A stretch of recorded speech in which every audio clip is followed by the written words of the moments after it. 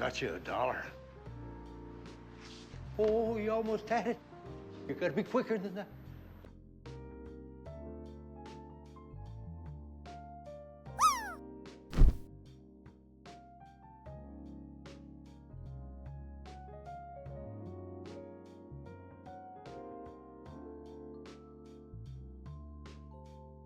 Wow.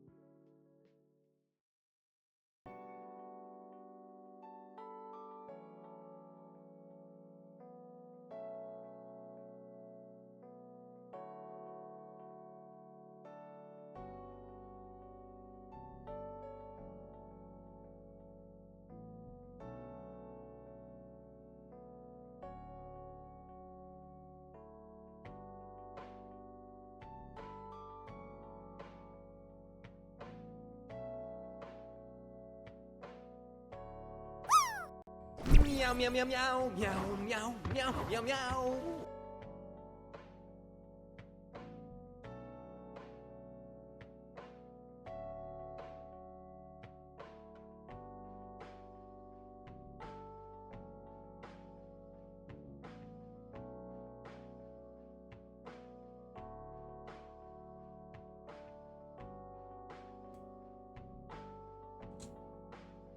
All right, hello everybody.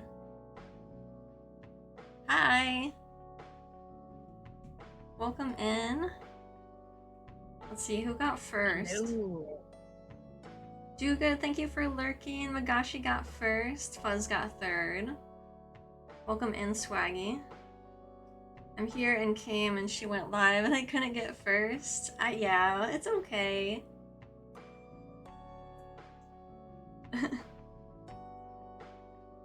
Casey, thank you for booty.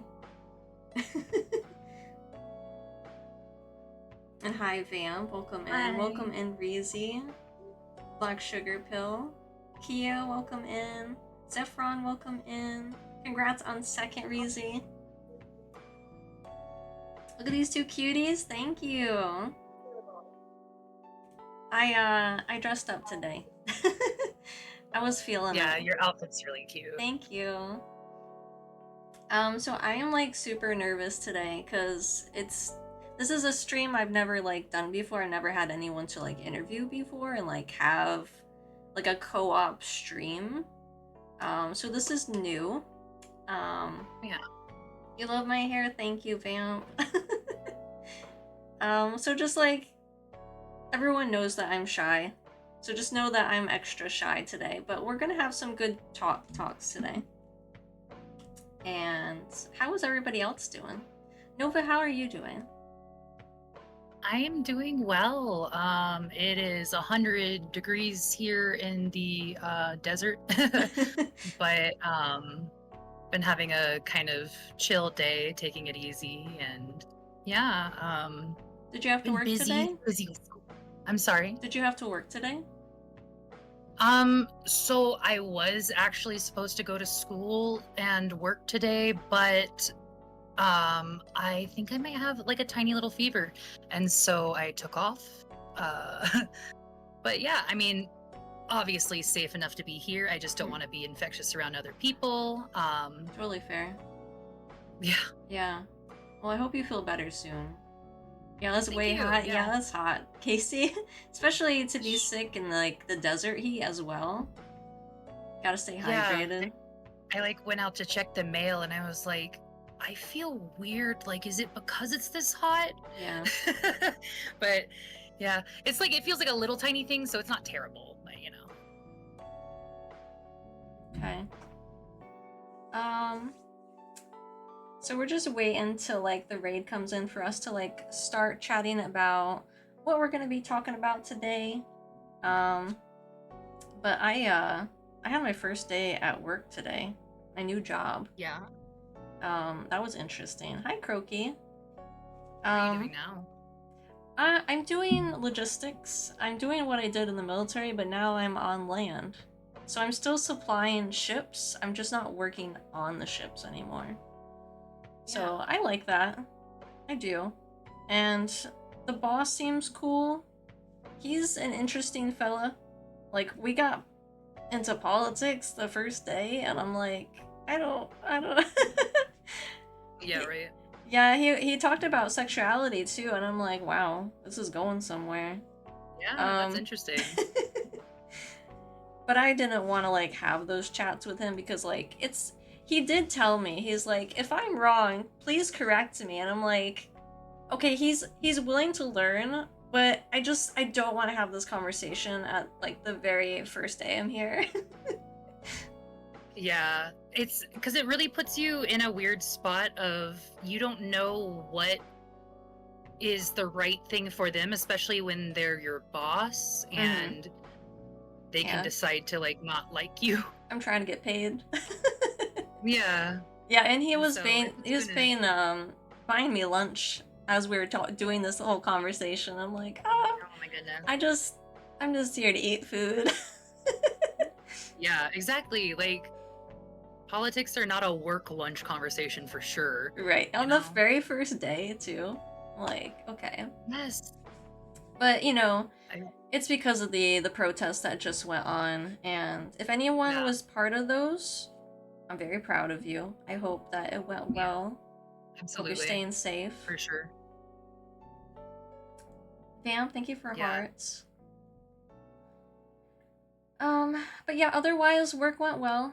It was very easy. I had nothing to do because I don't have like a work computer yet. I guess tomorrow I will. Yeah. Oh my gosh. That's like the first couple weeks at my job. It there's like nothing to do whenever you're a new hire at any department at this school, it seems like. Mhm. But yeah, it was a very like twiddling the thumbs, sort of just sitting and just kind of eavesdropping, honestly. Yeah. I like eavesdropping. I love the first days of work because I know I'm not going to do anything.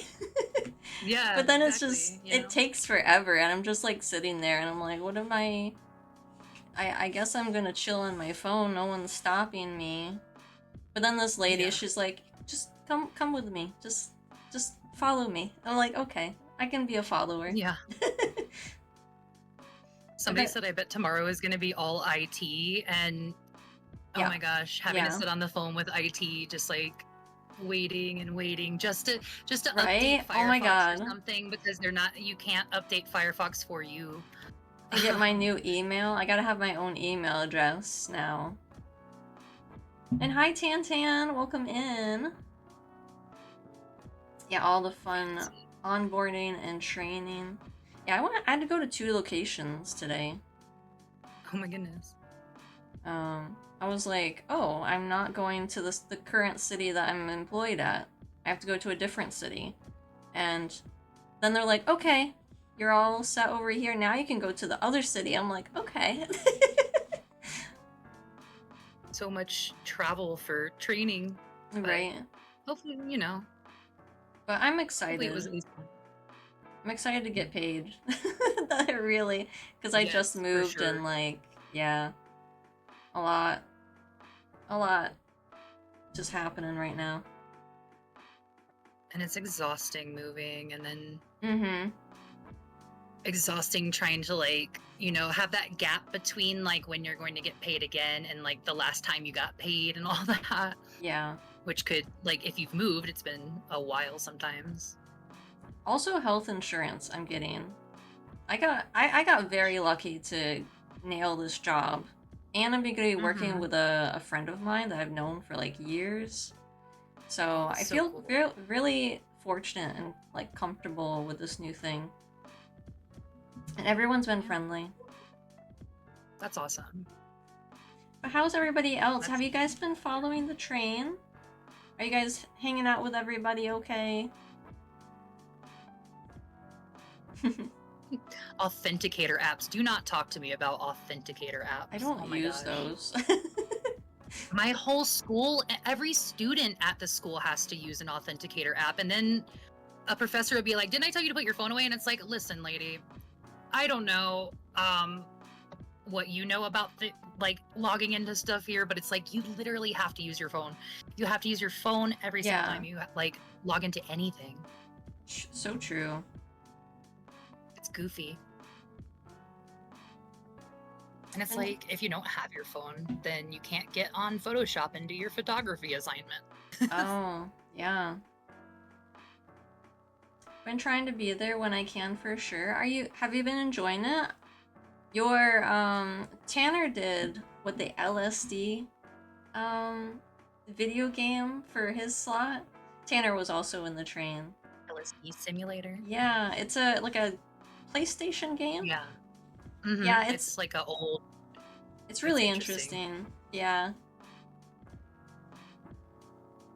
I've played a little bit of the like emulator version of it. I think back in like 2018, and yeah, it's more an art piece than a game, but I think that's really cool and valid. And there should be a lot of games that are just art pieces sometimes, you know? Yeah, for sure. I like walking simulators. Yeah. Sometimes, sometimes they're horror though, and then I get scared. I'm like, I feel like something's gonna jump at me, and I'm like, but it's just a walking simulator. Yeah, right. It's not supposed to Oh, be, I'm running from something. I love watching people play scary games, but I cannot play scary games. I get scared enough thinking about like the different caves and like Tomb Raider and stuff like that. Oh I yeah. don't know. Like I'm easily spooked. I guess I just get into the character too much and I'm like, "Oh gosh, this is my body and if I fall, I'm dead." Mm-hmm. Yeah, for sure. I used to be like that too. Tomb Raider is hard though, for me at least. It Um, is. but I've been trying to level up on like what kind of scary games I can handle.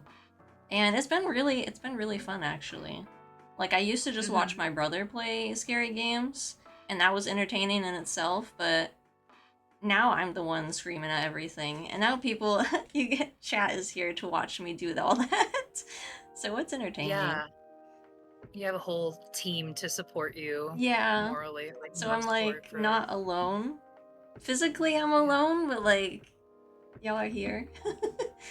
Yeah, exactly. Ken Drama, welcome in. Your big baby about scary games. Me too. Cozy, welcome in. Welcome, stranger. Welcome in, Raiders. So good to have you guys here. Cozy, I hope you had a wonderful stream. I've been lurking. Looked like you were having some good chats. But how was it? I hope you enjoyed yourself. And welcome in, everybody. I am very nervous today. As I am usually, but maybe a little bit more so today. If anyone is new here, my name is Ghostline. My pronouns are she, her. I am an ROAce content creator. I'm also the founder of the Fruities team, and I help moderate the team with some really cool people that might be in chat. And the train has been wonderful. I'm really proud of everybody. Thank you so much for keeping eyes on the train, making sure everyone is feeling comfortable and enjoying themselves, and just celebrating pride and uplifting also some tough conversations. But Nova, would you like to introduce yourself? Sure. Hi, my name is Nova. Pronouns are she, her. I'm intersex, sapphic, queer, many other labels, polyamorous, a film major, boo. No, just kidding. But Film I is am cool. a film major. But many things. I'm glad to be here. I'm excited to be here. I haven't really done anything like this on like Twitch? a Twitch stream or anything, so it's really cool. Yeah, thank you so much for joining me. And I'm sure like everyone else is excited to meet you. We're very fortunate that you get to like hang out with us. Oh, well, thanks for having me. But thank you so much, Cozy and Raiders. If anyone has to raid and run, by all means, please take care of yourself. If anyone hasn't followed Cozy yet, definitely go follow Cozy. He is also an ace streamer and someone I got the privilege to meet in person, and he's just really cool. We are, let's see. Uwu King. Uwu's to you guys. So I wanted to bring Nova on stream with me today. I talk about asexuality a ton on my streams. So this is different. This is like, we're gonna be talking about something else, not asexuality this time. I'm sure you guys have heard me talk about that stuff way too much. But part of the Fruities team is to be an intersexual team. We uplift a diversity of all different kinds of conversations. And there is one thing that we lack in the Fruities team is intersex representation. And I'm very fortunate that Nova like agreed to come on and chat with us about those topics. So Nova, could you, in your own words, could you describe what an intersex person is, and also what is sapphic for your Yeah, identity? so there is a very simple, easy way to define intersex, and that is anyone who is born with or during puberty develops like ambiguous primary or secondary sex characteristics. And this is, both how I define it, but also how it is defined by like intersex advocates. So, and there's like 40 different intersex variations Oh, wow. out there. And so it's, there's this misconception that maybe it's like, oh, one diagnosis and you're intersex, or one very specific body type referred to that doesn't actually really exist in human beings. It's a vast amount of diverse physical sex traits. Yeah. This can be chromosomes, hormones, like reproductive organs, all of that. And then sapphic for me, I typically identify with something a little bit more harsh, which is the D slur, because it just fits me personally. But both of these terms, in a way, mean to me, being attracted to, I guess, femininity in a way, like, because for me, like, I used to be a lesbian, and that's kind of devolved as my understanding of gender and sex and all of that have been unpacked. And I've also just met a variety of different human beings, and it just kind of evolves. But it kind of just is like, for me, I guess, just an evolution from lesbian into something more gender complex. And that's how I would say it. Yeah, I do like the word sapphic, because it doesn't just describe like what your gender is. Like lesbian means women loving women, and that's like some non-binary people or agender, like they can't use those terms because they don't really know how to say, oh, I'm attracted to men, I'm attracted to women, like solely. So that's cool that you found a different term that works for you.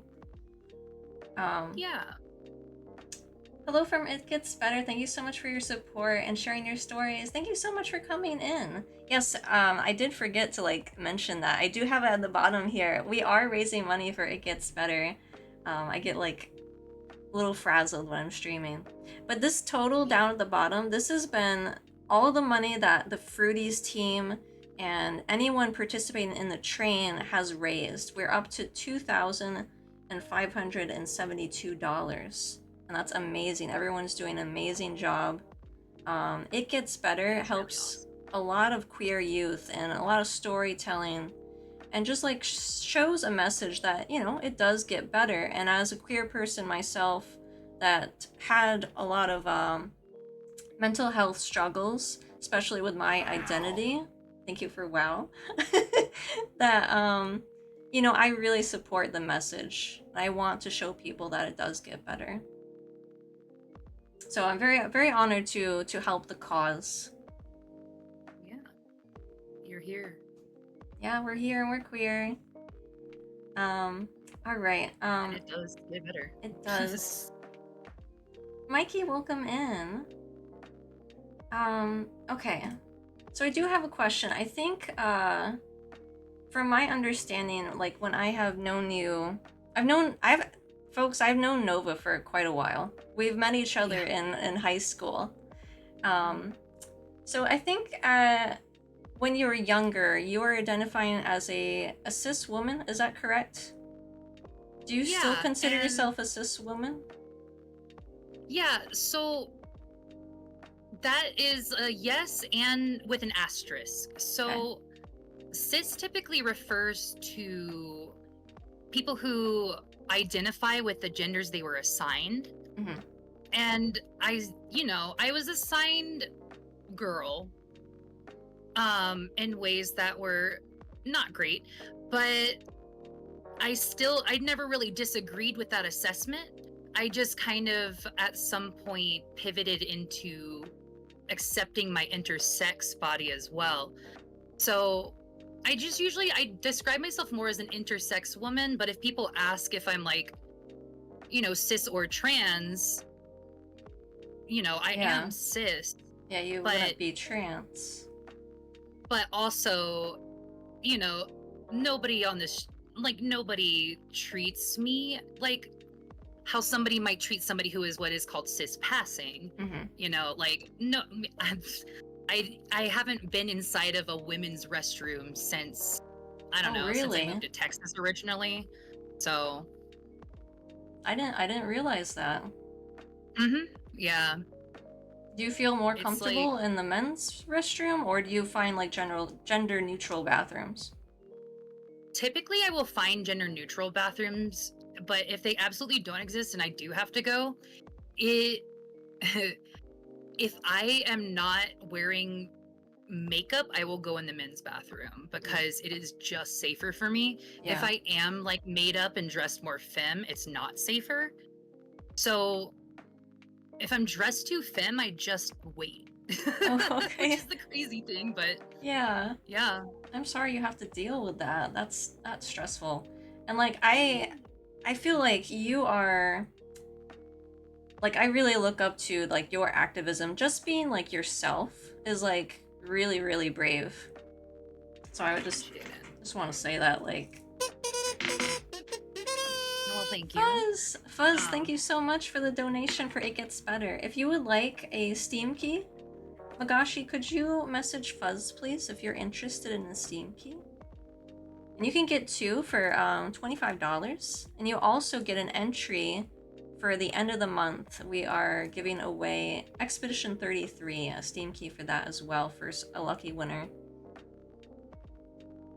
I really enjoy flipping through Nova's Instagram. Oh, cool. Oh, thank you. I showed people your Instagram, if that's okay. I didn't know like how to like say this is Nova. Oh yeah, that's Yeah. fine. That works just fine. So go ahead. Go ahead. I was just saying I try to keep a little bit of distance with posting too much on social media because I can get a little too wrapped up in it sometimes. Yeah, totally fair. But that's what I've been using the most, so that's fair. You're gonna go lurky. Thank you, Fuzz. Thank you so much again for the dono. All right. Nova, do people often misgender you, or use the wrong pronouns, and how does that make you feel? So yeah, like 99.9% of the time, whether they are complete, like it's always like very neutral and normal at first.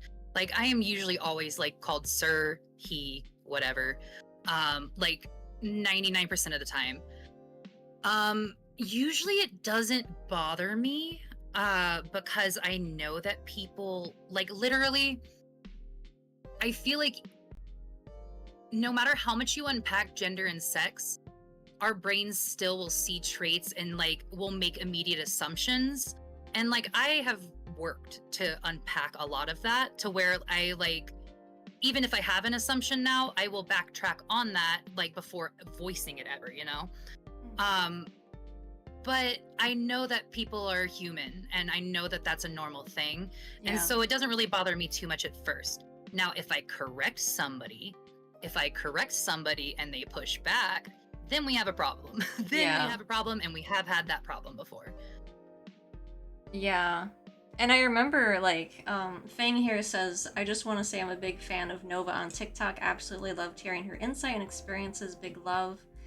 And I also used to, like, of course, I engaged with your TikTok. And you said some things about, like, if I remember correctly, like, you would correct people, hey, my pronouns are she, her. It's in my bio. I have told you what my pronouns are. But you still want to continue using like they, them, or he, him, or whatever. And as a gender non-conforming person, I can relate with that. There are folks that want to use they, them for everybody, But like, Yeah. once you learn someone's pronouns, we should really try to use their preferred pronouns that they're asking you to use. Yeah, because in the end, I feel like it still is. So I'm gonna try not to like go on too long of a ramble about this, No but I worries. had a work study student at a library, at my library, that I like the school I work at. A work study student came into this area where I was sitting completely alone. And he started hovering around. It was an hour before closing. And he was like, okay, just to let you know, sir, we're going to be closing up here soon. So, yeah. And I was like, just thumbs up, silent thumbs up, like, gotcha, whatever. Kept doing my work because it's an hour. And this guy hovers for like 5 minutes. And he's like fiddling with the blinds. And then he's like, okay, sir. And I could tell because I was dressed femme, I had makeup on. I was like, okay, he's doing this on purpose. And so at that point, I was like, actually, it's ma'am. But it's really funny because I'm working on a paper because I was literally working on a paper about intersex stuff at that time. And no amount of unpacking my personal medical history to this boy's face would get him to stop trying to convince me that it's totally fair for people to call me whatever they want to call me and that I'm the one who's wrong. And I'm like, dude, my pronouns have never changed in my life. Like, what do you want me to do? Like, Yeah. you're the one who's just wrong. Like, I don't know. They will fight you though, because it's weird. But if it's neutral, like people like, if it's just somebody like thought I was a dude and they're like, oh, my bad, whatever. Yeah. Like whatever, Totally fair. So, I know when we first met each other, you were going by a different name. You were a different aesthetic completely. When did you decide to like grow out your hair and be your true self? And what made you come to that decision? Oh gosh. Well, so I started growing my body. Like I say I started growing the facial hair, but it really like my whole body started shifting in a more like, I guess how masculine people might develop during a masculine puberty direction. So like my shoulders broadened, like I wasn't developing like the curves the way that other people were, all that stuff. Like when I was 11, so that start like you knew me with a secret beard. You knew the secret beard me. Like you knew the rare me that many people do not know anymore. When it changed, I was 27. So I started shaving when I was 11. And then I was 27 and I had been job hunting for a really long time. And I had this like warehouse job that I had gotten that was exacerbating like carpal tunnel issues I had from a factory job I used to work. And just asking for an accommodation got me fired within 3 days. And I just kind of hit like this really bad mental health wall of just like, well, everything's done and everything's over, so I might as well just give up on everything. And if I'm going to give up on everything in a bad way anyway, wink wink, I'm going to just see I had literally never let my beard grow for more than a day, like in my life. I had never let the stubble grow for more than a day in my entire life. And I was like, I'm just going to spend an entire week locked in my house and I'm going to see what happens if I just don't touch it. And weirdly, that gave me enough curiosity and just like, oh, okay, so this isn't just killing me on the spot sort of energy to like see where things would go with it, I guess. And I was like talking about it on Instagram first. And just like people were being supportive. Like I would post every day just updates with the hair growth. And people were really supportive in a specific way that was just like, ended up being a little bit too much in one direction. But that's a whole different story. But I don't know. It just like, it ended the bad mental health spiral. At least that one. But it ended like a lifelong bad mental health spiral, like a lifelong just oppressive, like crushing force. It was just like, I don't know. I used to tell myself like it would be cool maybe to try growing out a beard because like I like weird stuff anyway. But I would also like there was a level of fat phobia to it where I would always be like, well, I can either be fat or hairy, but I can't be both.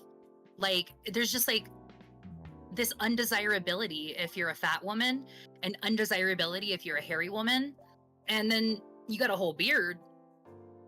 But I never felt more genuinely actually loved and accepted and actually genuinely desired in ways that matter to me for my sexuality than when I grew my beard out. So don't ever let anyone make you feel like Yeah. traits are undesirable for any specific gender, because Yeah, for sure. what that's a lie. That's amazing. I'm glad that like it, and when you did like grow out your beard and have your natural hair, like I could see in your photos like you looked so happy, like better, you know? Yeah. And I don't know. Go ahead. Sorry. No, I was just gonna say I used to kind of portray a fake confidence that was a lot of frustration, I think. But yeah, I do feel happier for sure. I'm Real glad, confidence, I'm glad. actually. And of course I love that you did that, because like it shows that like women can have hair, and like that's something that I deal with too, like being like just like your armpit hair, like women are not supposed to Yeah. have hair like anywhere other than their head. Anywhere. And I hate it. I think women are attractive when they have hair. Yes. And it literally also does not hurt. It doesn't hurt. It really, like, I spent like 11 to 27, that's 16 years every single day of my life, to the point that I would have nightmares about like going to sleepovers and forgetting razors and stuff. Or like my biggest fear about like if I ended up in prison was not ending up in prison. It was the fact that I have a beard that I can't hide if I end up in prison, or even in the hospital, you know? Yeah. And it's like, then everybody would know that I'm not a real woman. And it's just like, that's such bull. I don't know how I'm trying to be polite, but it's just not true. It's just not true. It's ridiculous. Yeah. And we should all be, I don't know, like we should all be able to do what we want as far as aesthetic. But we should all have the freedom to know that our bodies are not, I don't know, inherently like messed up. Right. Like we're just trying to be ourselves. Like you're trying to be yourself. I'm trying to be myself. Like Yeah. It's okay to have hair. Like it doesn't mean that, you know, we're less of a woman just because we have hair. And it's just weird society like made us feel guilty for having hair. And it's like it's natural. I genuinely think anybody who thinks that any gender is obligated to shave should be subject to just a year of razor bumps. Like you have to learn. Yeah. You have to learn some way. And not even just that, you have to do it yourself. You have to take the time and energy to give yourself the razor bumps. Like that's the worst part, is it takes time. And it's like, oh my gosh, such a waste of it. And also, okay, weirdest thing too, I felt like I always got told I looked much older back then too.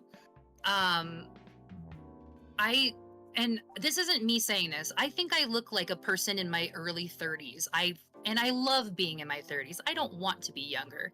But I've been like working on like plays and stuff with a bunch of like younger actors, and I've been hanging out with a bunch of professors and stuff.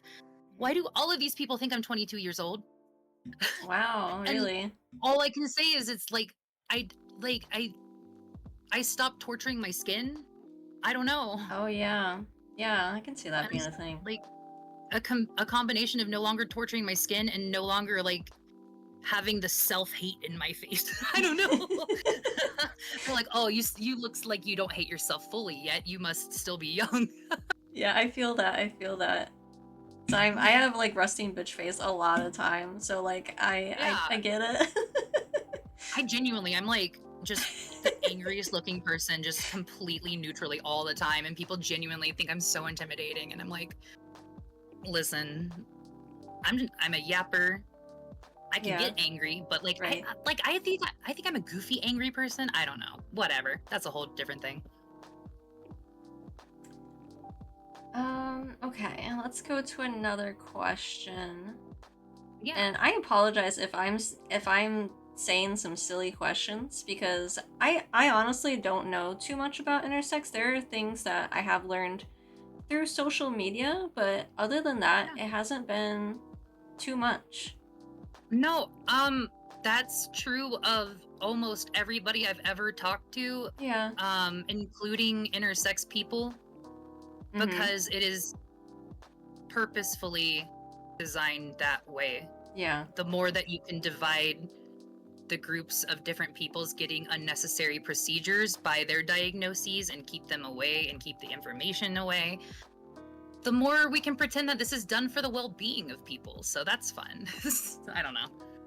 I've done a lot of research papers that were really exciting. Yeah, you're working on one right now, aren't you? I'm working on speeches right now. Okay. Academic speeches, but speeches either way. Well, that's cool. Yeah. I had the option of either continuing to torture myself with intersex topics or talk about film related topics, and I was like, well, you know what? There's a million film majors talking about film shit. Mm-hmm. I'm just gonna talk about the thing that I have to talk about, but also just, I don't know, it just drives me in a way. No, I feel So that. I don't mind. I'm very similar with like asexuality topics. And Yeah. it's like we don't, a lot of people don't know what asexuality is. We're supposed to be like this very, very marginalized community. But honestly, I'm like, over the years, I'm like, well, I don't ever see anyone like with the intersex flag, you know, at pride events. Like I never hear anybody talk about those subjects. I'm like, you know, asexual people, like we're out there, but there's nothing like, I don't see that at pride intersex, you know. So that's even more marginalized. I think there's this weirdness, even though there's always intersex groups at pride events, especially the bigger pride events. There's this weirdness that has been spread by parents of intersex children who do not want their children considered queer. Oh. And by transphobic radical feminists who don't want us aligning ourselves like in solidarity with trans people, because like I don't think we validate trans people existence because they don't need validation to exist. And by they, like, I don't consider myself trans, but like more than half of the polled intersex community for like the Trevor Project does. So there's a huge crossover. Yeah. But there's one of the biggest things I hear from queer people all the time, every kind of queer person, like trans people, like every sexuality, every non-sexuality, is just, you know, oh, well, I've heard that intersex people don't want to be included. And I always ask them, like, what intersex person told you that? Yeah, we got a flag. You know? It's something that just comes from the parents, really, more than anything. And also, what is LGBTQI? Exactly. So you might have kind of went over a little bit of the next topic I was going to talk about. So like intersex, it's not considered a gender, is that correct? It's not the same. Individual. Oh, it depends on the individual. Okay, that makes sense. I guess, like, okay, but that's like no. Overall, short answer, no, it is not. Overall, no. So like, if we're talking about gender, we use terms like cis and trans. So like, if we're talking about sex, if we're talking about intersex people are anybody who, you know, basically has a body that like hormonally, chromosomally, physically, naturally so will be like discriminated against in a sex way. Like, so it really refers to sex traits more than anything. But there are intersex individuals who feel like there's no better term for their gender than just intersex. And like for me, how it's like, I'm okay with like, you know, like, yes, I am literally a cis person. I feel like intersex describes my gender better than cis does, especially with like cis is the literal, like, I was assigned a woman, I'm still a woman.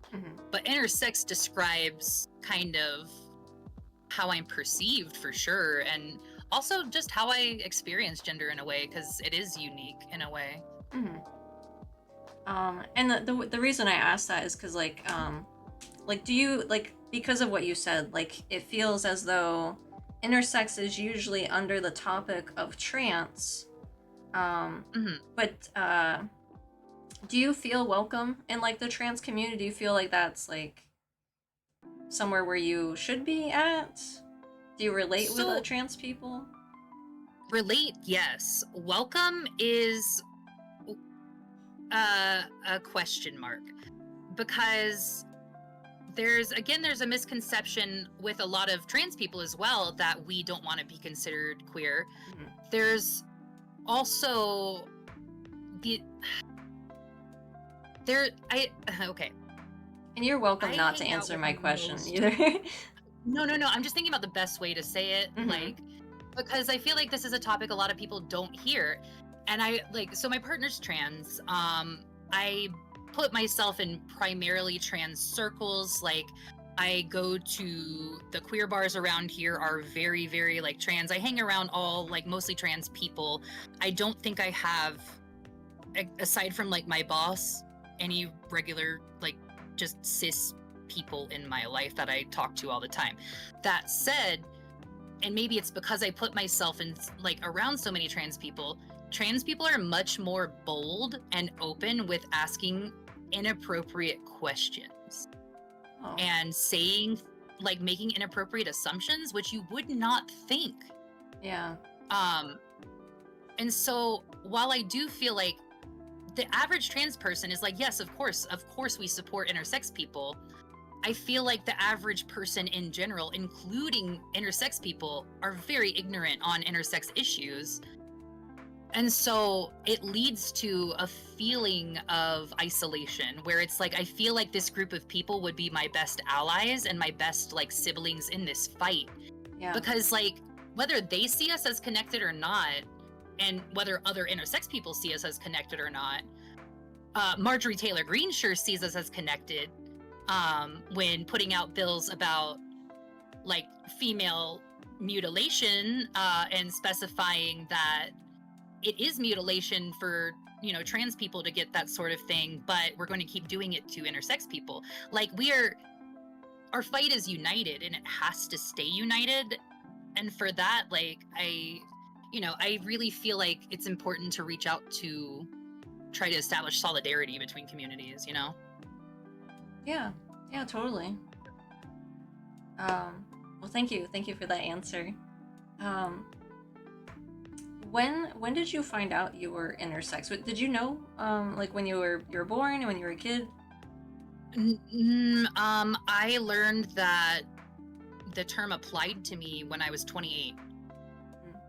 I didn't know anything about intersex people, and I was talking about my experience with like everything that had happened since I started growing my beard when I was 27, and a lot of intersex people reached out to me, and I ended up digging deeper into my medical, because I had been misdiagnosed with PCOS for a long time.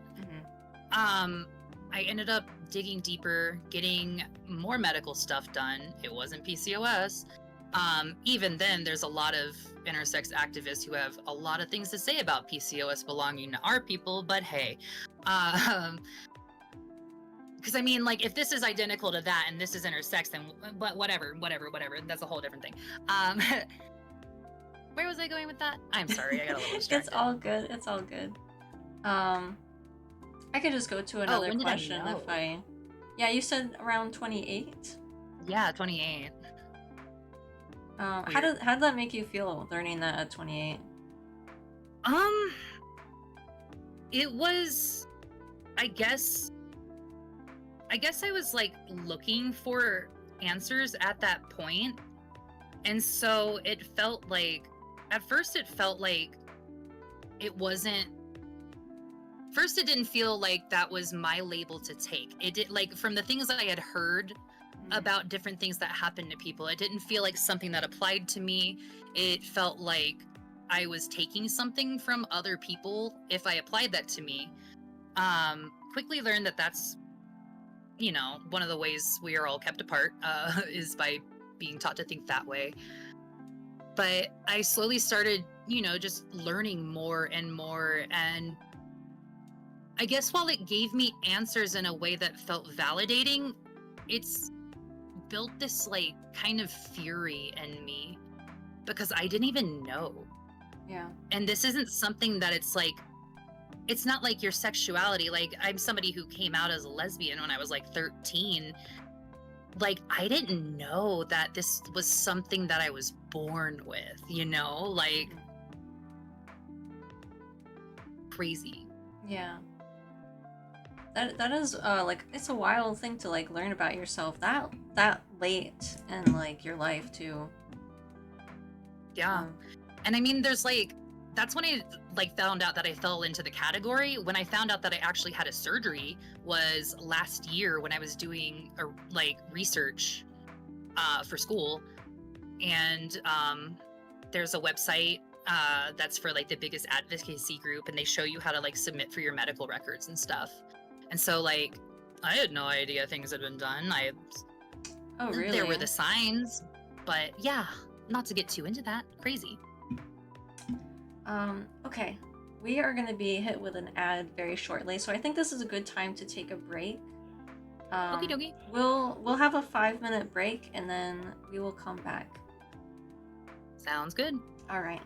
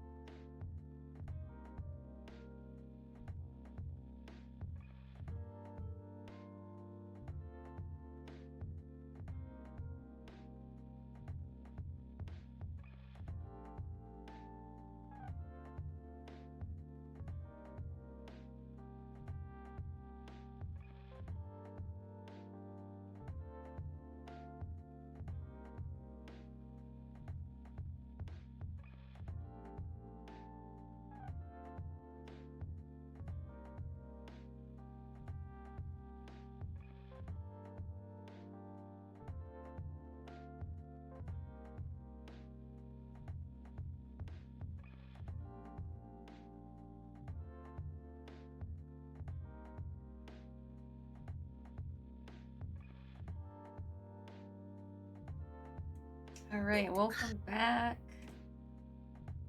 Howdy, howdy. Hope everyone's having a good Monday night. Thank you all for being here again. So, thank you, Casey. I would like to ask, so you like, there are people in here that know you. Like, you became very popular on TikTok. So you rapidly got like 200K followers on TikTok. Very close to that, yeah. Yeah, and I think you were even on the news at one point, weren't you? Yeah, that was actually before TikTok. Oh, really? Wow. Yeah. Can you remind me That was- what did they come to talk to you about? Yeah, so that was when I was like posting like my beard journey on Instagram. I caught the attention of a bunch of different British journalists specifically. Interesting. I guess they just really like following random little stories here and there.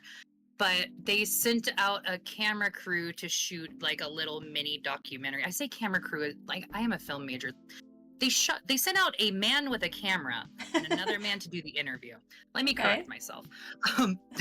They sent out people to make a little mini documentary with me anyway, and it was made for some, I think it was like Shake My Beauty, like YouTube series or something.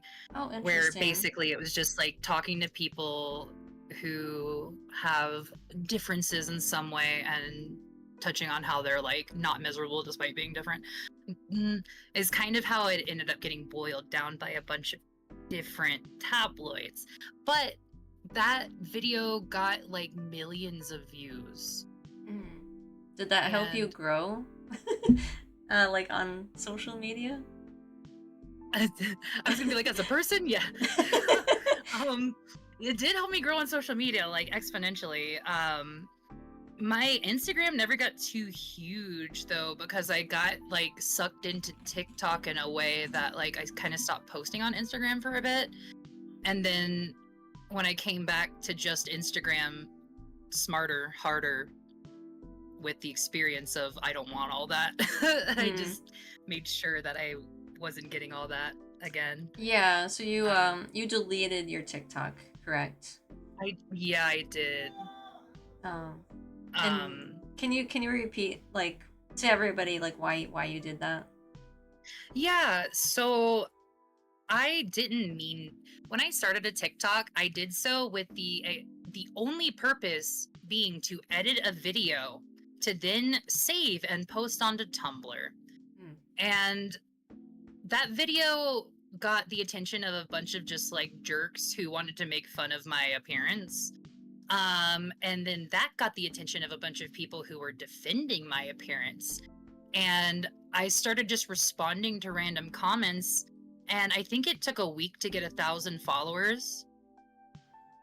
And that's not really a good start for anything. I don't think that's not a good origin story. It's not a happy one.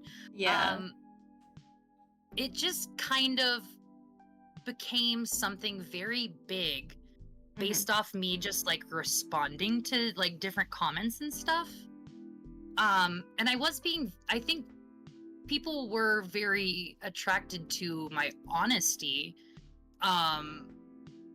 And honesty is taken as confidence, and I can accept that assessment sometimes, but sometimes honesty is just stupidity, and that's talking about me sometimes. But I just don't think it was, I was never meant to live like that. I was never meant to have that many followers. I never intended on getting popular on social media. And once Ben Shapiro took one of my videos, that was just kind of like the final straw of like, okay, this is way out of my control and way too scary. Can I ask what he did with your video? Yeah, he used to do like I don't know if he still does, but he used to like react to like people on TikTok that he deemed, worth making fun of in one way or another. I think his team would pull the videos for him. And what was funny is like he didn't really have anything to say about mine, just other than like, huh. But it was still just like his audience was now directed onto me. Yeah. And that wasn't good. Mm-hmm. So ended up deleting. And I hope that, you know, a lot of people, they can't handle, like, you know, social media, and it is exhausting. So, like, you know, Yeah. that's great that you found out that's not for you and you just took care of it. You deleted it. I remember probably being one of your first followers, and I remember that I think one of your first videos was to show off your artwork, and then it just like it blew up because of just like who you are. I do remember making art for me. Oh yeah, I do. I Yeah. actually do remember that. I still have it. Yeah. It's in my other that's so room. cool. Yeah. It's really cool. If you guys don't know, if you haven't seen Nova's art, she does like some like what is it called? Like pouring art? When you do Yeah, I the was doing paint? acrylic pours for a bit. I haven't in a while though, just because it's so messy and Mm-hmm. ultimately like a bit wasteful in how messy it is. But it was really fun, and I did have a fun time with that medium because I just really I like a colorful mess that makes me feel something. Yeah. I don't know. And I loved it. Like plus like they're all like pride colors, and of course I love pride colors. Like what's Yeah, like absolutely. for being a queer person, like I don't know, I might be only talking about myself, but like I think other people can relate that we just like really love our flag and we really love our colors. We're very prideful with them. So it brings me happiness to see the ace colors. Yeah. Well, I'm glad that I created that for you because that was a limited series, and you got a Nova original. So Yeah. Fam, thank you for gaze in. You used to do acrylic pours? Oh, that's cool, Fang. Yeah. Let's see.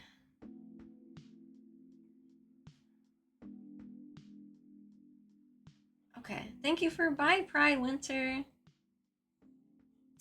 Okay, so I did recently meet a woman who could also grow facial hair. But she told me that, like, she was trying to do it to support trans people and to show that, like, there's no one way to look trans or to look cis. Yeah. And, like, that's what she was, like, kind of hoping that that was the message. But she told me that was not received that way. She That's said what that happened with me. yeah. And she like yeah, she said she stopped doing it because it was upsetting some trans folks that she knew.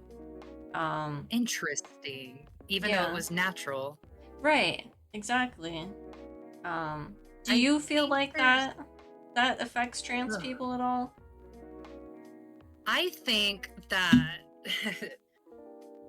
I think that there's this weirdness that happens where when people can do things like be a woman who grows facial hair or be a man who grows breasts, and this is completely like talking about naturally, it's seen as somehow less of an oppressed trait than a trans woman growing the facial hair.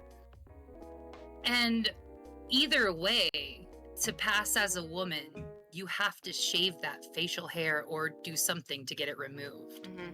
And so I don't know. I've legitimately had a trans person tell me before that and this was when I was still new to like doing all this, within the first year of me doing all this, tell me that I was taking a vacation in gender like non conformity, and that I would get bored of it eventually once I was abused enough and go back to being just a normal cis woman. And I'm like, okay, but you understand that I've been abused into shaving in the first place, that all women who have any body hair are abused into shaving in the first place, and that it's not our natural state to be hairless, and that if a cis woman does choose to grow facial hair out, that's because she's had to hide it to be seen as a woman. Yeah. So whenever people get upset about that sort of thing, I feel like it's really just based in, and even if people don't have to identify as intersex to have traits that are considered societally intersex. Mhm. A woman with a beard, like, naturally, you are socially intersex, you are treated as such, you have to hide that trait or spend a lot of money to hide it. And it's just like, it's not a privileged position to exist in. And so somebody trying to show solidarity without the language, like, that's what the intersex term gave to me, was language. I had no language. I was grappling for ways to explain how people were treating me, ways that I had been treated my whole life. And it filled in all of the blanks, all of it. Because when I was trying to pass, I was still an intersex woman trying to pass. I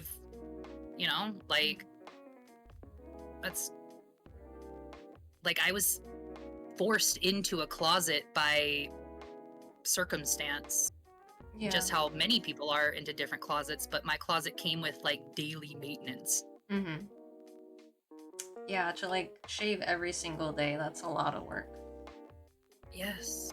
And it's not just your face, you know? Yeah. Women aren't supposed to have chest hair or stomach hair or arm hair or any of it. Mm-hmm. So that's my whole body every day. It was crazy.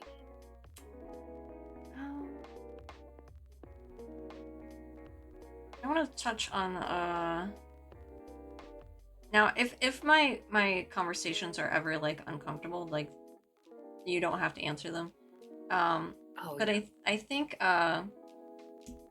there was maybe one other intersex person that I met in my life, and it was a child. Mhm. But they did not use the term intersex, and they probably didn't know what that was. This was it was like my mom's friend's child, and they were at our house, and they told me things, maybe, I don't know, like, overshared, but, like, also it was like, it was medical stuff. And they told me that they were born with both genitals, and that they had to get surgery to, like, they decided that their gender or sex was going to be male, so they made it that way.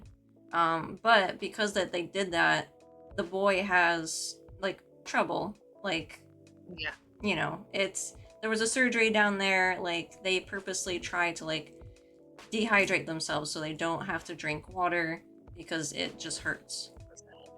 Yeah.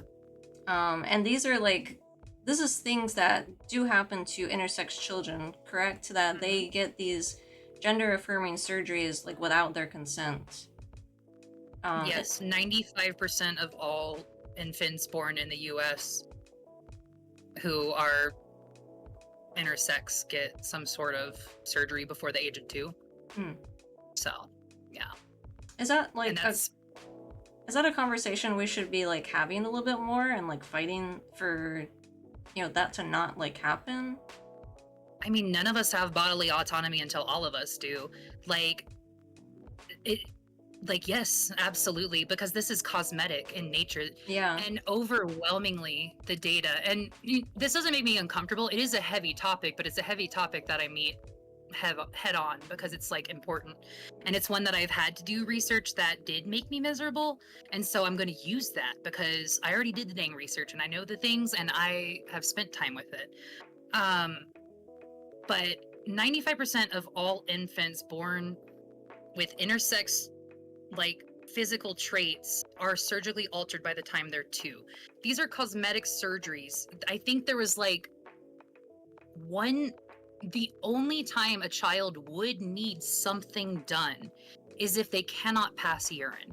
That's the only instance, and that's in, like, I think it was, like, so, like, 0.02% of the 95% who do receive surgeries. And so that's a majority cosmetic. And then when you look at the actual data from like intersex adolescents and adults who have been surveyed by like mental health groups, by queer focused mental health groups specifically, like the Trevor Project, I know has done some pretty big studies. There was a really good academic study I read that came out, I think at the end of last year, that was called Support the Shit Out of Them. Like literally peer-reviewed academic essay, or not essay, research. It was perfect. But we see that intersex people compared to other LGBT groups have higher rates of like self-harm, higher rates of what self-harm could lead to, higher rates of poverty, higher rates of homelessness, higher rates of unemployment, like all of it.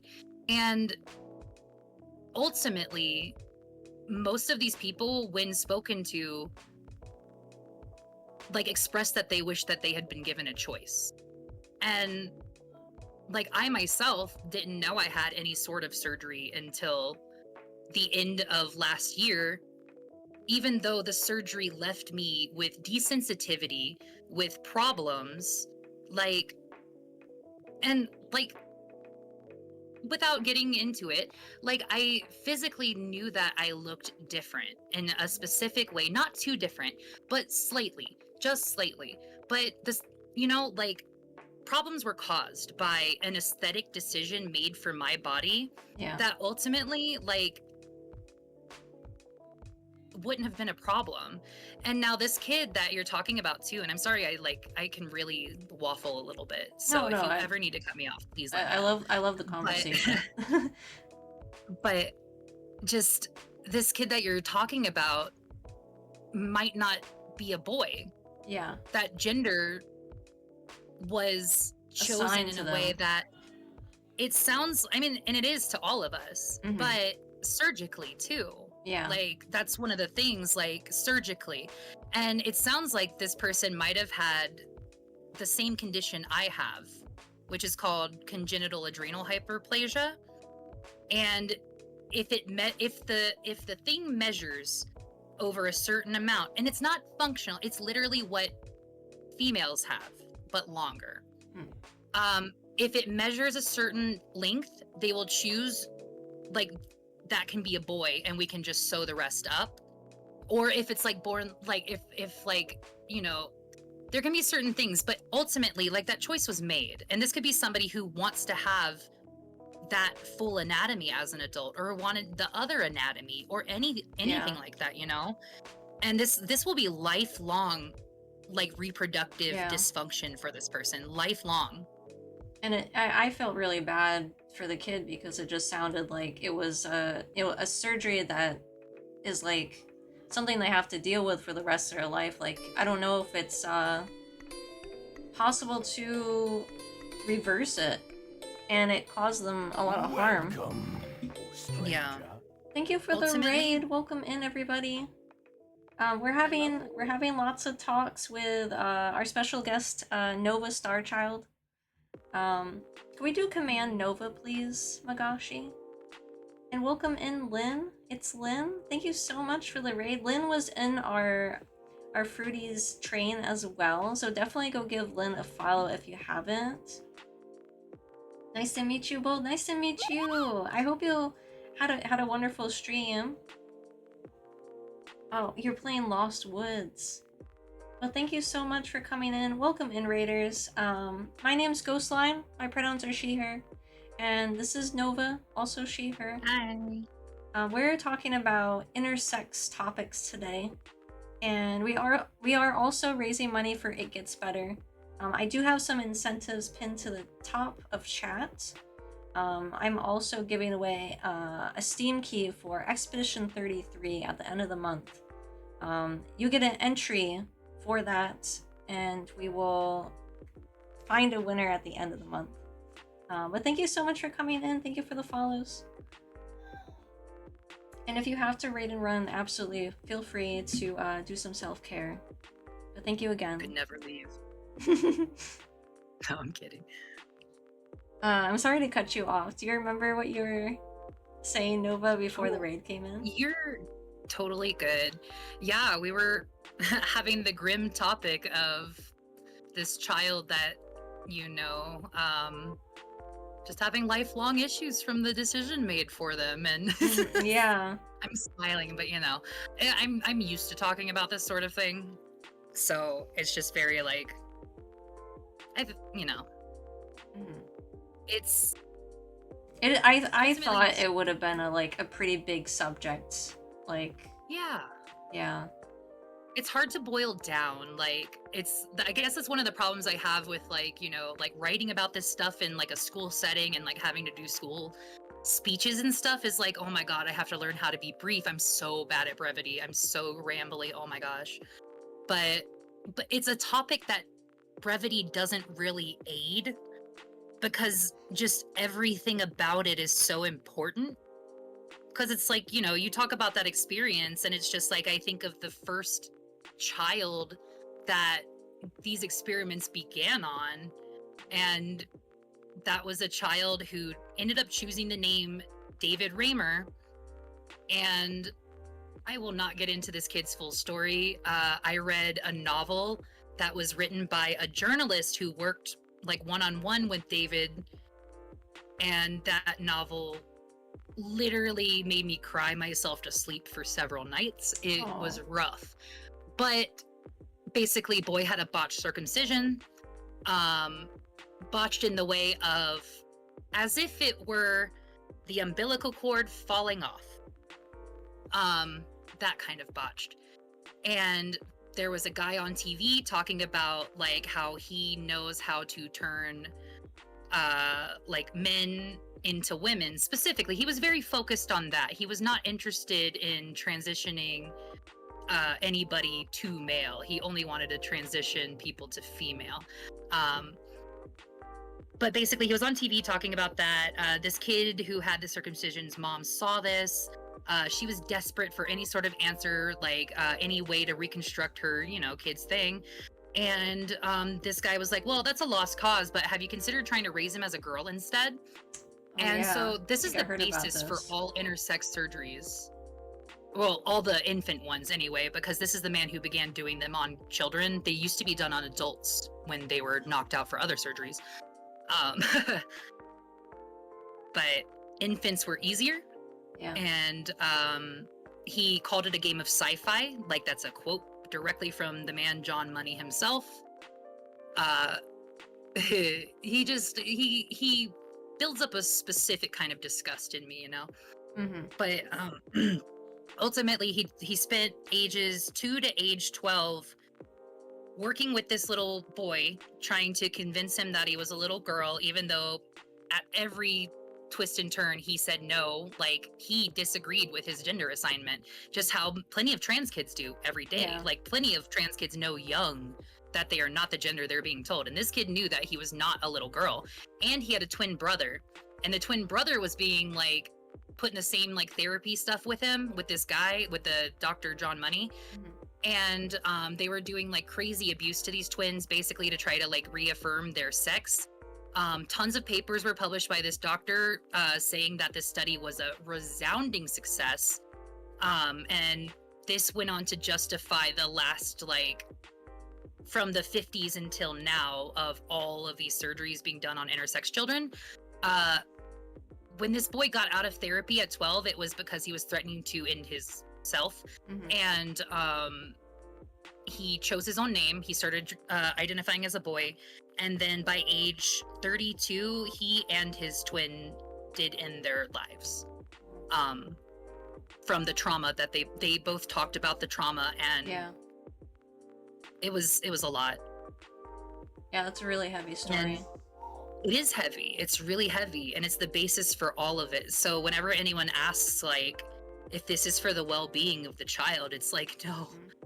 You know, there's never good that can come from it. Yeah. Well, it's just we can try to change the subject, but thank you so much for all of that information. Yeah. Thank you for Shy. Hello, welcome in, Ashen Brock. I feel bad that some of these questions are going to be a little bit heavier. But again, if you feel like you That's shouldn't okay. answer them, if you don't want to answer them, by all means, please don't. No, I Um, appreciate that, but it's again like something that I have practiced doing and mhm. kind of have worked out ways to handle, you know? Okay. Um, so did your family know like that you were intersex, or like you had that, and like, or if like did they support you at all in your identity, queer identity growing up? Um, so my parents were unsupportive just as parents in general, and Yeah. I haven't actually had them in my life since 2012. But I don't know honestly if they knew. Um, my mom had a lot of weirdness around my birth Mhm. that she always like, I don't know. It was a weird relationship where she would always tell me she has to have another one, another baby so that she could do it right and be a real Oh. woman. Yeah, it was a mess.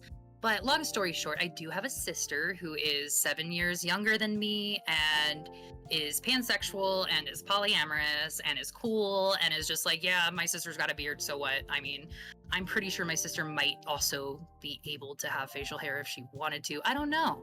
I don't know. I haven't asked. But that's her decision if she wants to tell me or Do you not. talk Who knows? do you talk to your sister? Not as much as I should, but I don't talk to anybody as much as I should. Oh, okay. But we're in Yeah. contact. Okay. But you're not in contact with your family. No. Mhm. I'm sorry that that happened, that you don't have Oh, the support of your family. honestly, like I was the one who chose to maintain the no contact. My Mhm. mom tried reaching out in like 2020 when like COVID was happening, and I kind of pushed back against it in a just kind of like I really don't believe you sort of way, just in her like change sort of thing.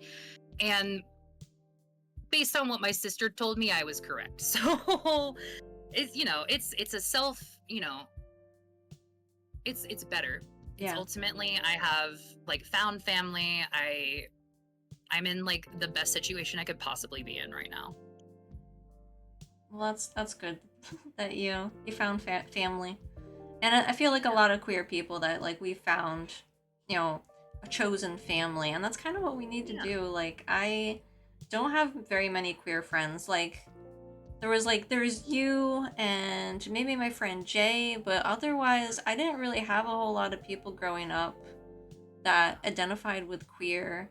And I didn't know I was queer until I was 20, so I kind of had a late start on like finding those kind of people to hang out with. Yeah. Love your Well, I'm glad found you did. family. So, you know. Yeah, yeah. And definitely there's a lot of them online. Yeah, So that's what um I was just going to say that's what I've liked about being in college now as a 33-year-old is just I have all of these like baby queers that are like my kids that I yeah. can give good or bad life lessons to either way, I like I am glad it's that the nice. younger generation has a lot more knowledge than we did, Oh and yeah. they Oh they can yeah. just be openly queer and themselves. And I love that It's because, they probably will have, well, there's still struggles every day, but to know that you have like education and awareness at a young age, it yeah. can definitely help you in the long run. Yeah, absolutely.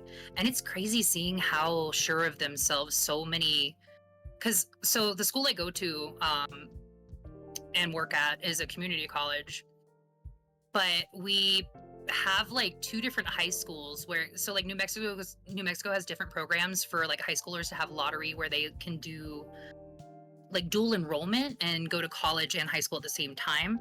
And so we have a lot of actual like 15, 16, 17-year olds in my school in some of my classes, And these kids might not know really, the usual things like what they want to do later on or like what the world's going to be like, but they are sure that like they're politically sure in a specific way, like in a way that like I feel like our high school age range group was not back then.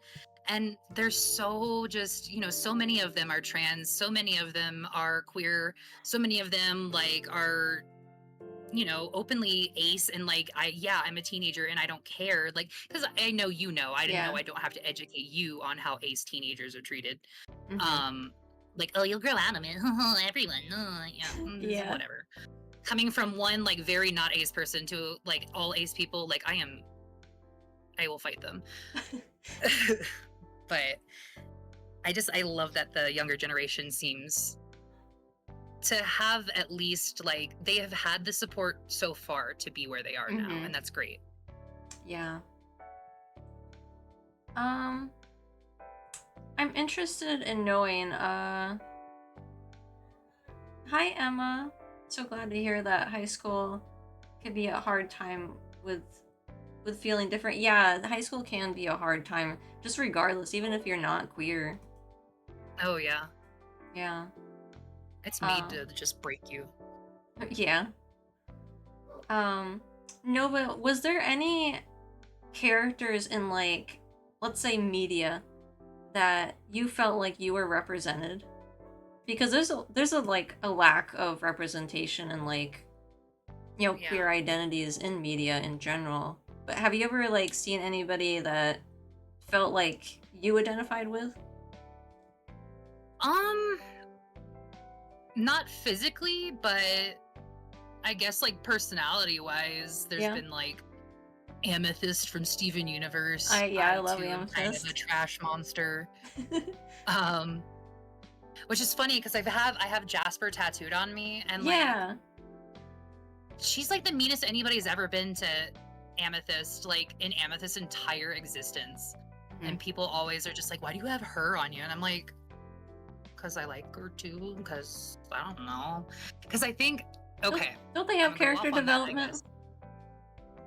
Character development, but also there's something to be said about how there's a lot of hostility from a lot of different characters in that show, but the one who is loud and masculine looking kind of is treated as the biggest villain in a way, when I could do side-by-side comparisons with so many characters and be like, how is she worse? She's just loud. She's a big, loud Muppet. So I feel like that's kind of relatable in a sort of just how intersex people and any sort of masculine woman, I know there's a lot of trans women who can really identify with this, is just being villainized for being masculine. And for when you get villainized for being a masculine woman, any of your actual anger that is like valid is no longer valid because you're too masculine to be angry. And it's like, like, but ultimately Amethyst, long story short. It's a cool character. I love Amethyst. Yeah. Bam says my life as a teenage robot was queer coded in my eyes and it spoke to you. Yeah. I can see that. I am going to open the floor. If anyone has questions for Nova, you're welcome to ask. Otherwise, I'm gonna keep just asking random questions. Yeah. But we have about 45 minutes left in stream, so I feel like this is a good time to open the floor if anyone wants to say anything. Melody, welcome in. Thank you for lurking. Howdy. But yeah, I will say, as far as like intersex representation in media, there's not a lot out there. But the recent like movie Conclave, which is about the conclave, but like heavily dramatized, has the only really positive, good intersex representation I have ever seen in any piece of mainstream media, and it's about electing a pope. It is a movie about electing a pope. Interesting. And what was that movie honestly, called again? It's called Conclave. And it's got, when I say it's about electing the pope, it's, imagine if you took the process of electing a pope and really, really like dialed in on what kind of Mean Girls-esque drama would be happening between all of these old men locked down in a campus together. Mm. And they didn't really do anything much crazier than that, except give me the best intersex representation I've seen in any piece of mainstream media. It's amazing, genuinely. Like, oh, it's beautiful cinematography, acting is stellar, the story fantastic. Oh my gosh, I cry every single time I watch that movie. It's beautiful, I gotta see it. and it's, oh my gosh, it's really, and it's peaceful in a way. Like, I don't know, and it's very critical of religion and the church while being entirely about electing a pope. Mhm. I don't know. And if you've ever seen the movie The Menu, it stars the main chef guy from that, and a lot of people know that guy Oh, that's cool. from how crazy he is in that movie. Yeah. Fang says that's an issue my mom deals with constantly because she's confident in her own voice and not a wee, quiet woman. Ah. Yeah, being treated like scarier and more like aggressive. Mhm. Like, women aren't supposed to do those things, and women are not supposed to be louder, and women are I not know. supposed to. Yeah. So many, all of that. there's so many issues. I feel Yeah. that too, because like I feel like I'm kind of an angry person, to be honest. I know a lot of people Yeah. don't see me that way, but like if I'm by myself, and if you're like really, really good friends with me, or if you're dating me, you might like see that side of me. Mhm. But like I feel bad about it. I'm like, no one's gonna like this side of me. And I guess like anger is something like all of us should work on, of course, like regardless of what gender you are, but I still it just feels like I can't be angry. Yeah, and there's also like anger is a natural human emotion, and it It depends on is. what's making you angry. Yes, Because absolutely. if you're being made angry by like injustices Mm-hmm. and you're like shoving that down, who does that benefit ultimately? And why are they telling you to stop being angry about those things? And why are you too sensitive if you talk about those Yeah. things, So I think anger is a nuanced topic that women are never allowed to have, and that men are often encouraged to express in very unhealthy ways, and none of us get to do it right Yeah. or have a good time with it. Fang says I don't like how women are uh confident. Is it no confident to voice their boundaries and stand up to people are deemed evil or tyrants. It's awful. Yeah, If we show anger, then honestly. we're crazy. Yes, I hate that. Yeah. I hate being called And crazy. yeah. And just seen as like asking for extra Yeah, too for literally the bare minimum for nothing. exactly. Like, Exactly. kind of going into how I was talking earlier about that guy who cornered me in the library and was forcing me to debate my gender, which had never once changed in my life Hmm. with him. Like, it ultimately, I was just a crazy woman who needed to be put in her place, if not, what he originally saw me as. And I don't know. It was just like women are never allowed to just be. And I think that is why I'm so grateful to have found a woman film professor, because Yeah. whole different story. But I was really afraid going into like film, like studying film, of getting like the stereotypical film bro professors, and they do exist. Hmm.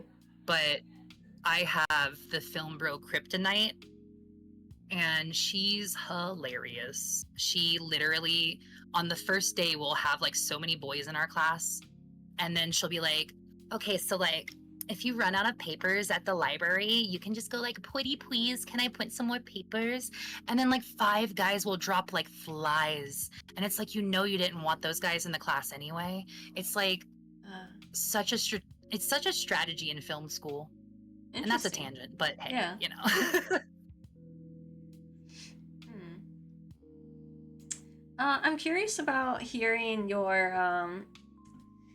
I I guess your life as either like growing up as a lesbian or now you consider it sapphic, like how has your dating life been?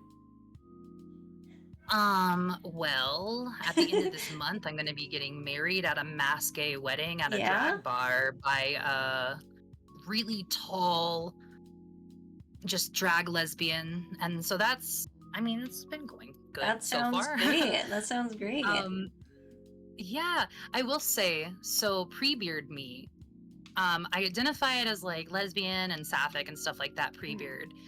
But I always felt like my relationships were really affected by my lack of confidence, especially like, so with me like having full body hair, right? I would shave everything. And if so, like somebody that I'm with would like reach out to touch my arm or something, I would automatically flinch away.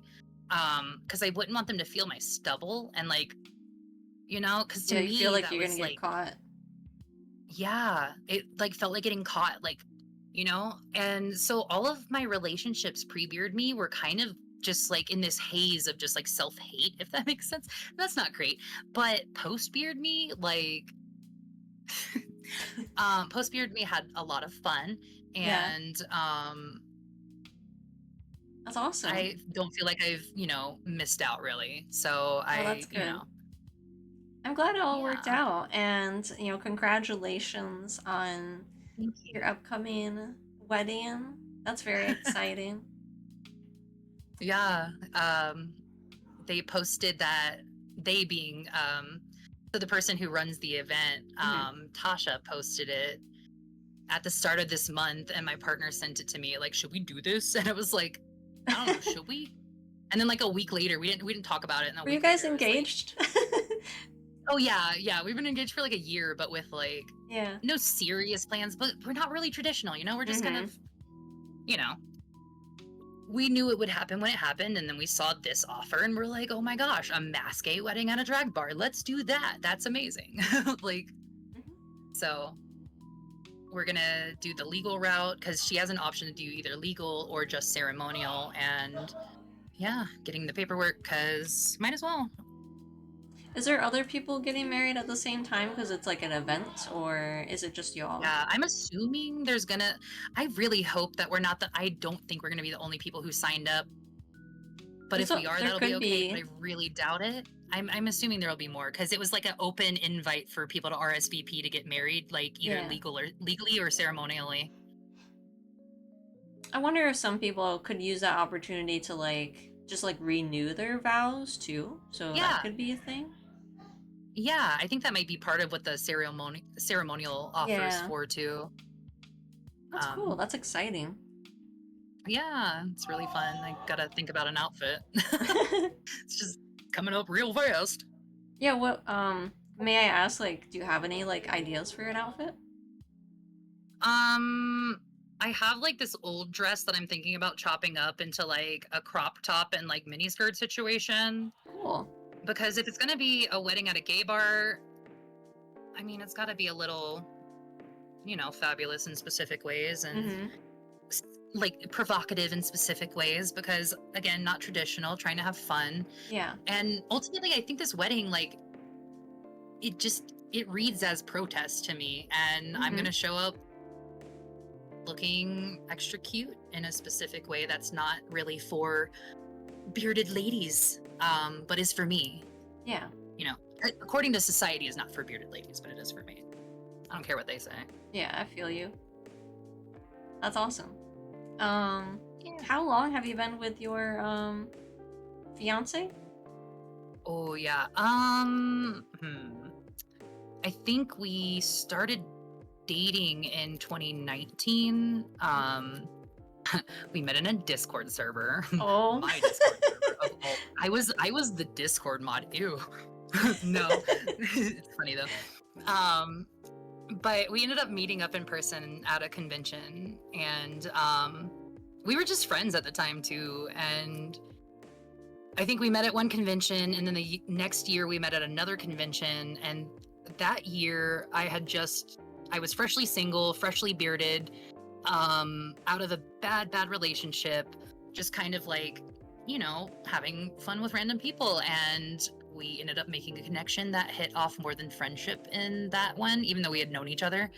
Mm-hmm. And then in 2020, in March of 2020, I went to visit them in Texas, and then the weirdest thing happened in March of 2020, where everything just shut down, the whole world, Yeah, that's true. and so I didn't go home. Oh, you just stayed with her? Yeah.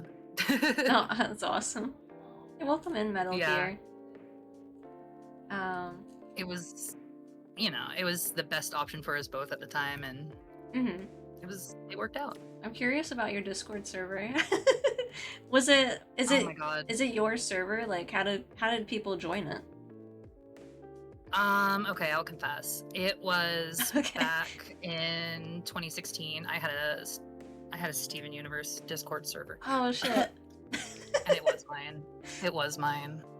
That's cool. I'm not ashamed of it. It was cool. Yeah, Like no. literally, okay. I'm not gonna be ashamed when, we had people from literally around the world meet up at a Steven Universe convention that happened in Virginia Beach. I had people come from literally Canada, California, and England to Virginia Beach for that convention. Whoa. Like, my server was cool. Is that convention still a thing? Is that still happening? I wonder if they're going to try to reboot it since there's a new show in the Steven Universe family of products coming. But it stopped happening. It was supposed to happen in 2020, and then COVID. Yeah. And so they no longer had it anymore. But it happened twice in Virginia Beach, and then once in North Carolina, and then COVID. But I don't know, maybe they'll do it again, because it was, I don't know, it was a smaller con in a way that it was like just one fandom, but it was like really, it was really fun. Yeah. I didn't know how much I liked smaller cons.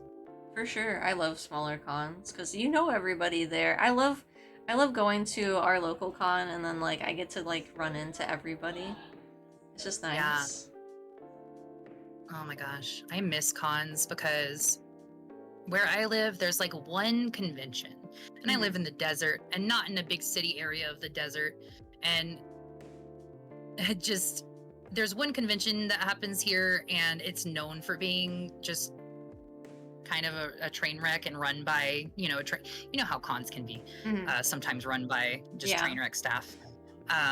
So it's like that, and I'm so far away from either coast to go to cons, but I miss them. That's true. I miss them so bad. That would be cool to go to a new one. I'm interested in going to like Texas.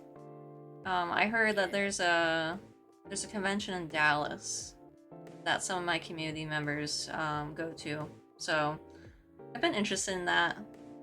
Yeah. But it'd be a different experience because like I just typically go to ones where I already know people that go there every year, you know? Yeah, for sure. I never went to any when I was still in Texas. And I've been in New Mexico for like 2.5 years now. But New Mexico doesn't really, like, New Mexico's amazing, don't get me wrong. There's a lot to do here, but as far as like conventions and concerts, no. Interesting culture, a lot of really cool people, mountains are beautiful. Not an anime, not a weeb in sight. Like, I don't know, man. No, that's a lie. There are plenty of weebs, just, not a good con. But I really like it here though. It's beautiful. Yeah. Beautiful here. That's awesome. So I think now is a good time to take a break, and then we just have about 30 minutes left of stream, and we're going to be raiding out. So thank you everybody that's coming in. If you do have any questions, let me know after break time. But we're going to continue chit-chatting in 5 minutes. Okay. Be right back. Trust me, gay is in, gay is hot. I want some gay, gay it's going to be.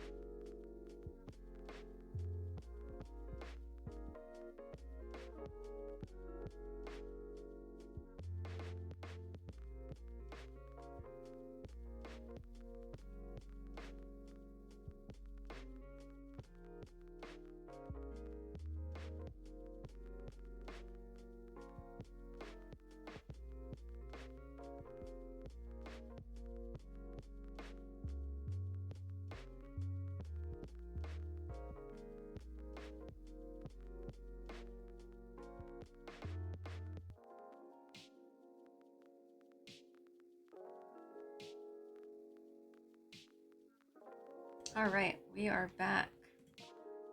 Hey. Welcome back. And hi, everybody. Hello, hello, hello. So since we don't have too much time, I would like to get into a topic of like what could we do as the queer community or as allies? How can we better support intersex people? That's a good question. So, the most basic thing that people can do within the queer community is push for inclusion anytime, but it does help to know a little bit about what you're trying to push for inclusion for. Mhm. So, there is an advocacy group called Interact Advocates. Okay. And I believe that's what their website is interactadvocates.org, or you could just look up Interact Advocates.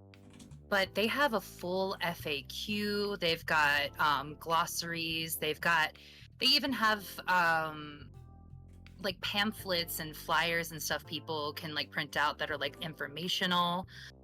So say somebody was like, thank you for posting that. Yeah. Say somebody was, tabling somewhere and they wanted to have information about like intersex people, that website would have some pamphlets with just like basic information.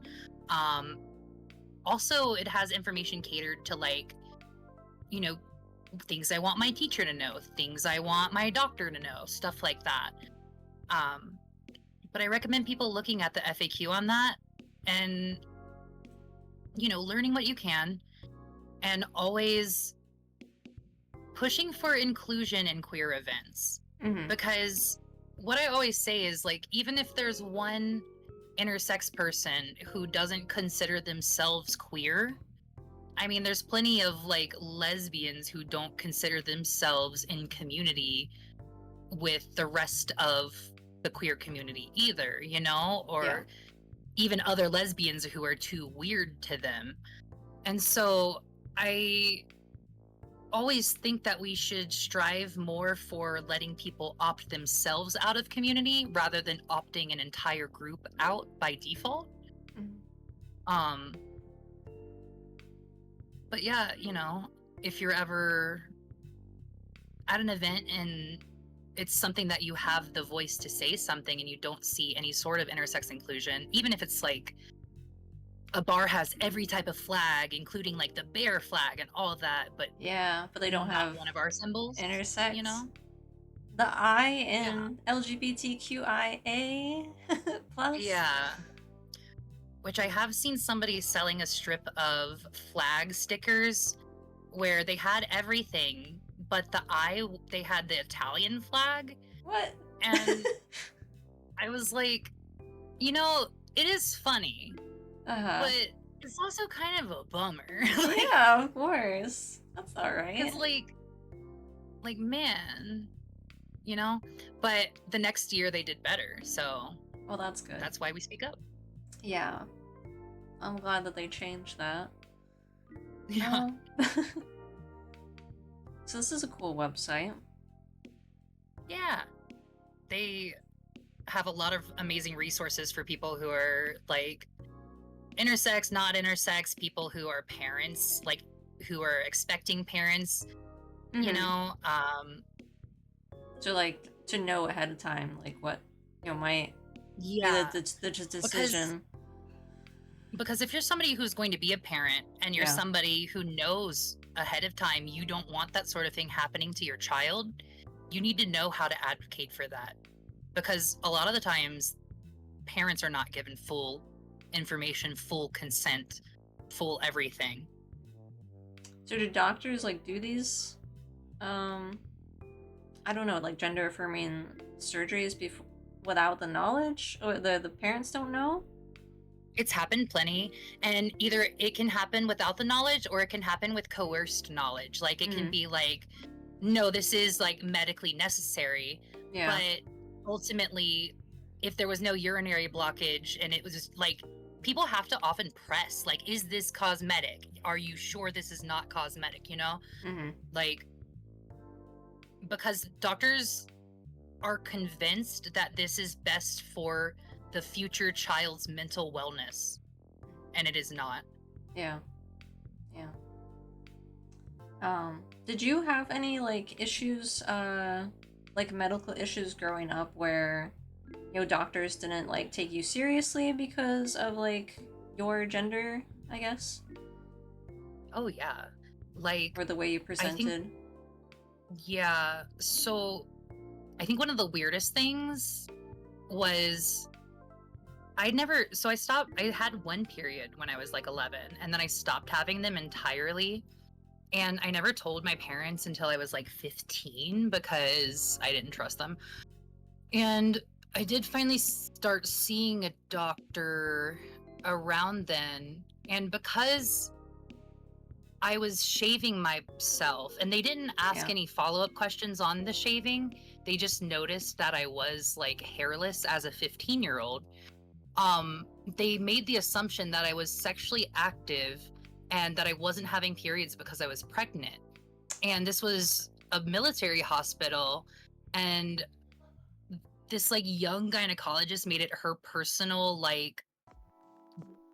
her personal mission to punish like young sexually active teenagers or something, or people that she thought were. And yeah, so I've gotten a lot of really weird treatment that like sounds fake and it's crazy. Even down to the point, and a lot of other intersex people can like vouch for this sort of thing. I waited on a waiting list to see a non-binary doctor at an HRT clinic here where I live. A doctor who uses they, them, identifies as non-binary. Yeah. Who would not like even try the treatments I wanted to try because it didn't align with my gender. Because I wouldn't call myself non-binary or transmasc while seeking postmenopausal testosterone, which is beneficial to a lot of people with my condition. And ultimately that, like, I've been on that for a year, and that shit has like literally changed my whole life as far as like my joint pain that I thought was ending my life is gone most days. So you found a different doctor that could help you get that? Yeah, I found a gynecologist who's not a hormone doctor, but I found a gynecologist with PCOS who does know things about like endocrine disorders, hormone disorders, all that stuff, and was familiar with the idea that postmenopausal testosterone is beneficial to a lot of different people, regardless of gender identity, and was more than willing to try like immediately. And so I've been on it for a year, and it helps with like mood stabilizing for me. It helps with like, because I literally thought I was going to need a wheelchair for a while, and now I can walk everywhere all the that's time. Awesome. Like, yeah. And I'm glad that, you know, just changing your doctor, that was a lot easier. Like, damn. Yeah, it shouldn't be that hard. Oh, they use that for endometriosis. Is one of the treatments. And then there's I know fibromyalgia can be like, there was that's like with your joints too, isn't it? I'm sorry? Isn't that with your joints as well? Fibromyalgia. Yeah, it's a little more iffy, but it is joint. But there was a study done like 10 years ago with like quote unquote female patients, testing them on microdoses of testosterone, and overwhelmingly they all had really good outcomes. But if you tell your average woman, hey, take this testosterone and your pain will go away, your average woman, even if she's promised it won't change how she looks or sounds, she's not going to do that, because it might change her physical appearance to look less womanly.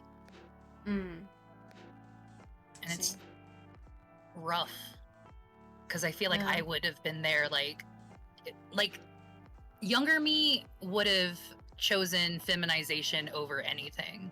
So weird. Let's see. Can you share a childhood memory where you felt different from like other people around you? Well, you see, I got this thing called autism. All the time, really. Were you diagnosed with autism when you were a kid? I really should have been, but no. And I think that boils down to like the sorts of just medical neglect I dealt with, and how my mom wanted a better kid. But I was always told that I was like quote unquote like, you know, messed up in specific ways. And I was never diagnosed with autism, but I was taken to every single type of physical specialist to try to debunk the autism. Like, my mom wanted me to be blind and deaf and not just in my own world, you know? Yeah. And welcome in, Beeps. It's good to see you. Hey. But I mean, other than that, like, I don't know, I felt like elementary school was kind of normal.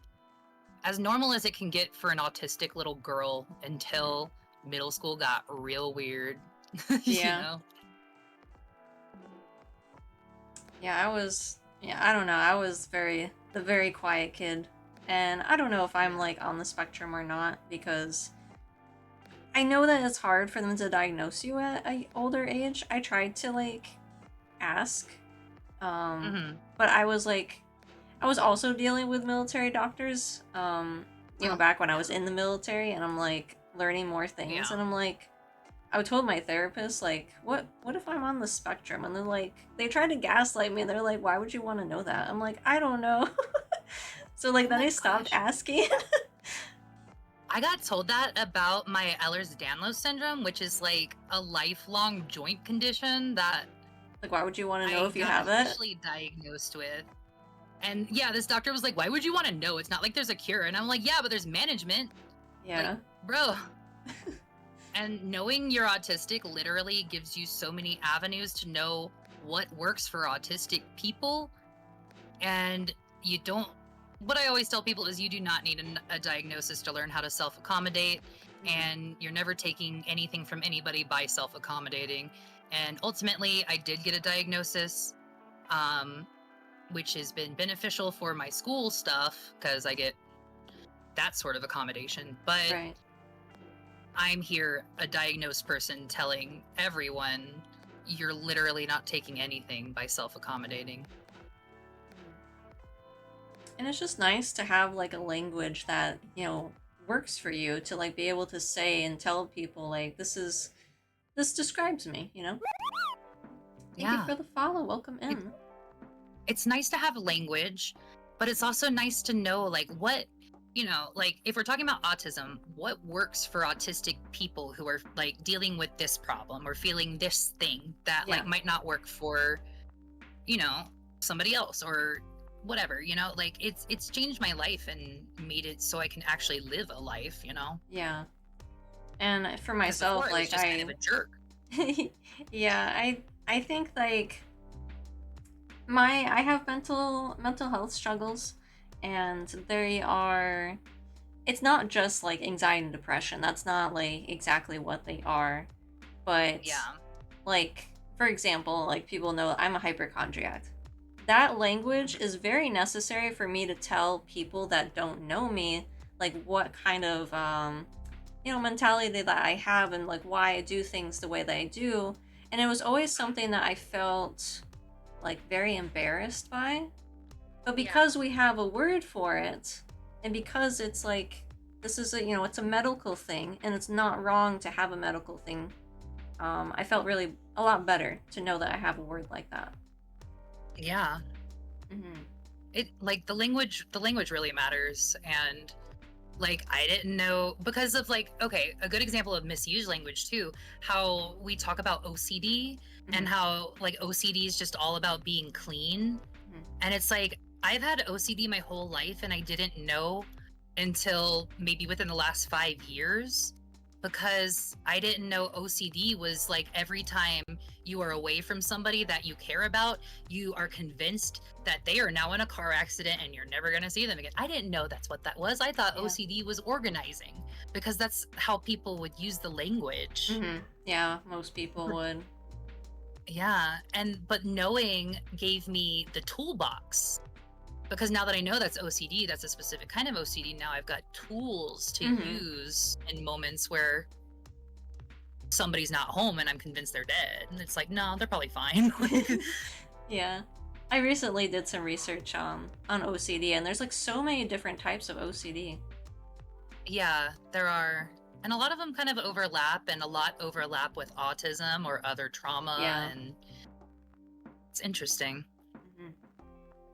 It's good having words to understand my brain that's not just like, I don't know, I'm angry all the time, I am constantly paranoid, and I don't, you know, like there's, it's nice to have explanations. Exactly. Yeah. Yeah, having a diagnosis alone provides so much clarity though. Yeah, Emma. I'm sorry you had to have a doctor like that, Busby. Social media has skewed what many of those diagnoses actually mean. Yeah, same thing with like hypochondria. Like a lot of people think it's, oh, you're making up your symptoms, like you're not actually sick.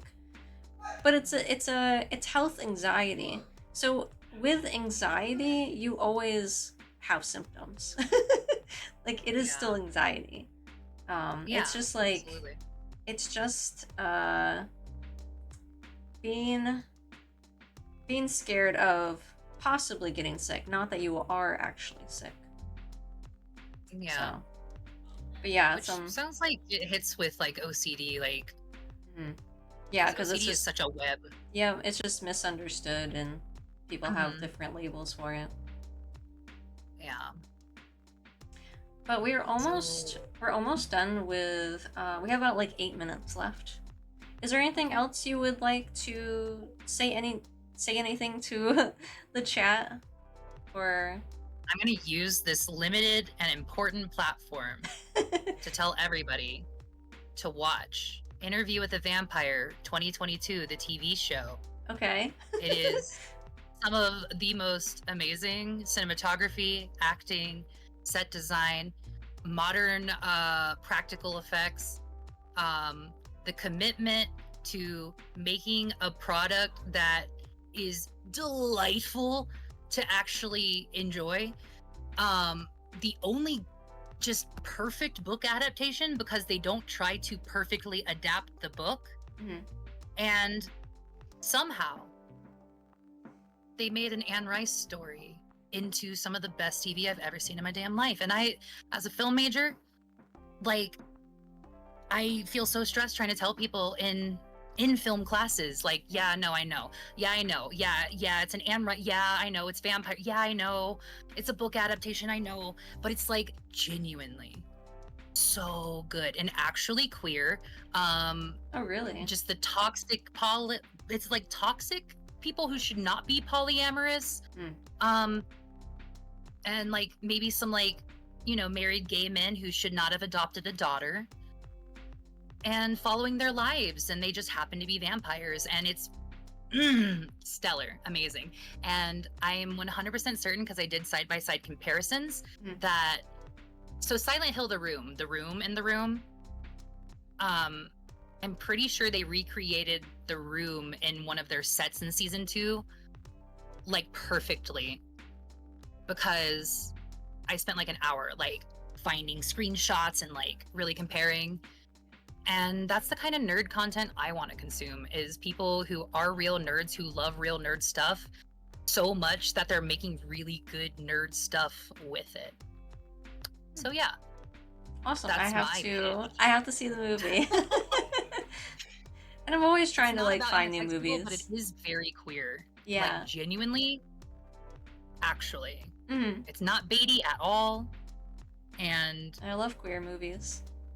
These queer people are problematic. It's not a movie though. So the movie, there is a movie, Interview with a Vampire, that came out in 1994 that stars Brad Pitt and Tom Cruise. Ignore. Don't even worry about that one. That's gone. This is a TV show from 2022, and it's gonna have its 3rd season next year. And it's just phenomenal, dude. It's like genuinely phenomenal.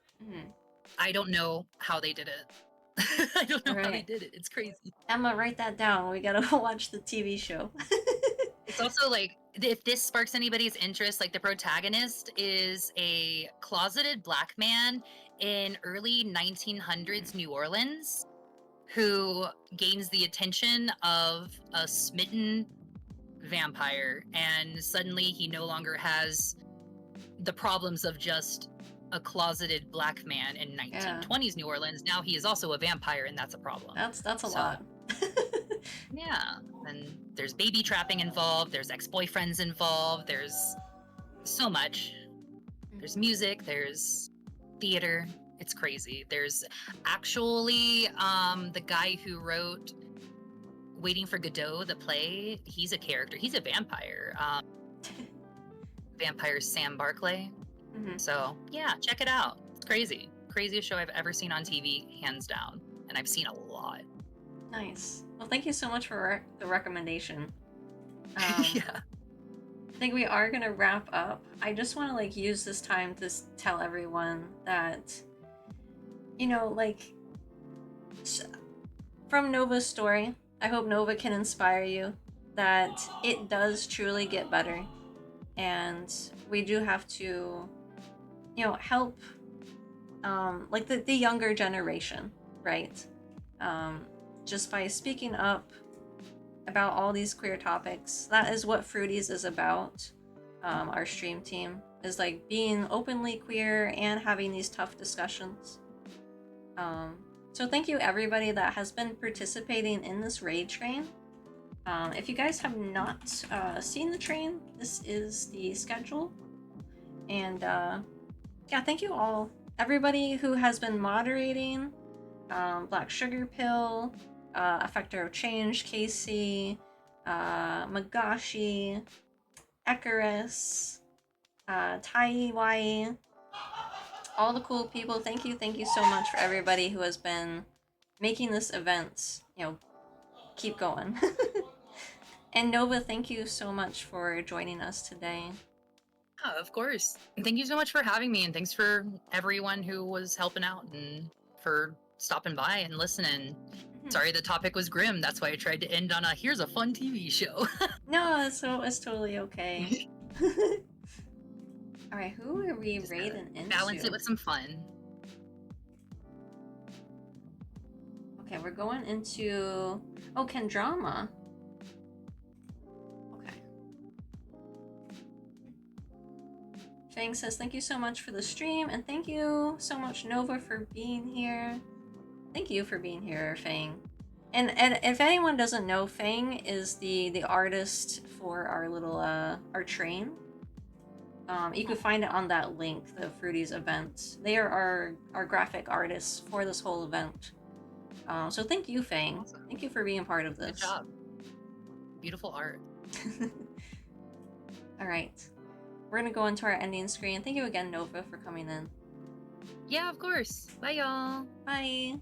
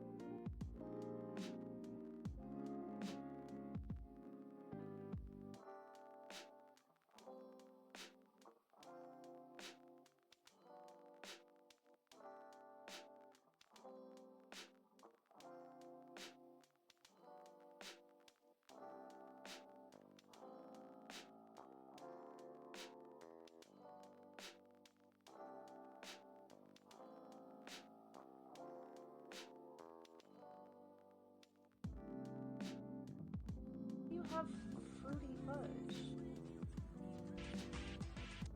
Oh, Ghostline!